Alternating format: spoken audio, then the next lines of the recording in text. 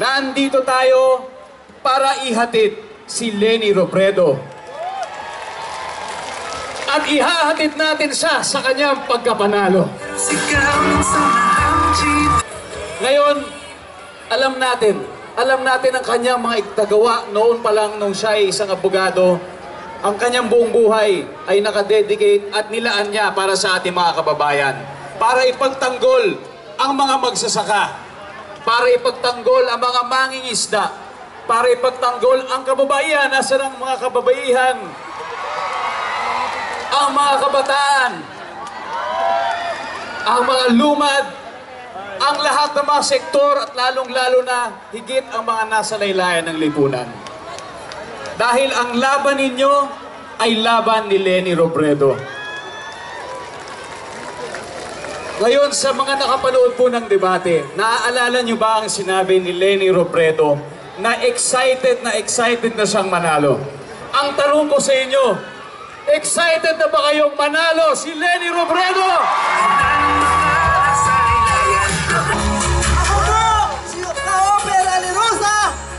Mula sa sektor ng mangingisda, ipinaglalaban namin ang pagkakaroon ng tama pagsusukas sa katubigan ng Pilipinas upang maiwasan ang anumang banggaan at away. Ipinaglalaban namin ang pagkakaroon ng dissenting pamamahay ang maliliit na mga mangingisda. Kami naninindigan, sumisigaw, Leni, ang laban mo ay laban din namin! Sa kababaihan na nasa lahat ng sektor at kasama namin lumalaban si Leni Robredo. Ako po si Heart Tino, mula po sa sektor ng LGBT community at lumalaban para bakasan ang diskriminasyon laban sa LGBT at ipaglaban ang karapatan, ang pantay na karapatan ng lahat. At Leni, ang laban mo ay laban namin. Pero ngayong gabi po, hindi po ito araw ko. Ngayong gabi, araw po ninyo ito. Isang pangako po galing sa akin. Kayo yung napakatagal kong kasama. Buong buhay ko po, kayo yung kasama ko. Sinesend off niyo po ako ngayon para sa posibleng maging bagong buhay ko na. Pero yung aking pong pangako, kahit po sinend off nyo na ako, yung mga pinagdaanan po nating mga kahirapan na sabay-sabay, yung hanggang ngayon pinaglalaban natin na wala pa din kasagutan. Pinapangako ko po sa inyo, na pag ako po pinalad, ako po yung magiging boses nyo sa ating pamahalaan. At hindi lang po bilang kinatawan, kundi sisiguraduhin ko po na yung ating magiging pamahalaan mas magiging bukas na pakinggan yung boses ng bawat isa sa inyo. Dahil naniniwala po tayo na pag pinakinggan yung boses nating lahat, lalong pinakinggan, lalong paigtingin yung magagandang programang sinimulan ng ating pamahalaan ngayon. Mas magiging ganap yung asensong atin na pong tinatamasa ngayon.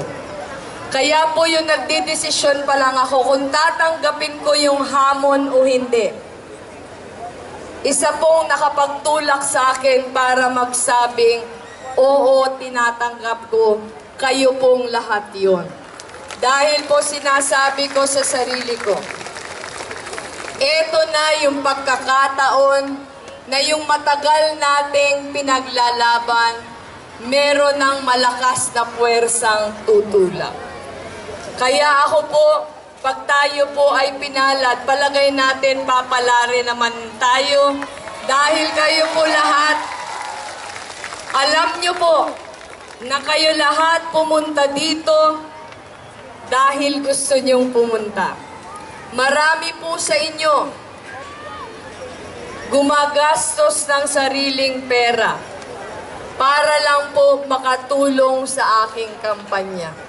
Marami po sa inyo iniiwan nyo mga trabaho para maglakad lang, para ipakilala sa tao kung sino si Leni Robredo. Meron pong isang retired teacher galing po sa Surigao. Sinangla yung kanyang wedding ring para lang po makapa-imprenta siya ng tarpaulin ni Leni Robredo. Dahil wala daw po akong tarpaulin dun sa kanila. Kung ang ibang kandidato po kailangan magsweldo ng tao para tulungan siya, parang kayo pa yung nagsisweldo sa akin. Kayo pa po yung naghahanap ng pondo para meron tayong panglakad sa ating pinaglalaban.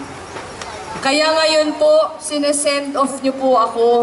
Sabi niyo po ang laban ni Leni ay laban ninyong lahat. Sa bawat minuto, bawat araw, bawat linggo, bawat buwan, bawat taon, na ibibigay po sa akin para manilbihan, parati pong nasa isip at puso ko yung laban ninyong lahat. Maraming salamat po. Magandang gabi muli sa inyo lahat.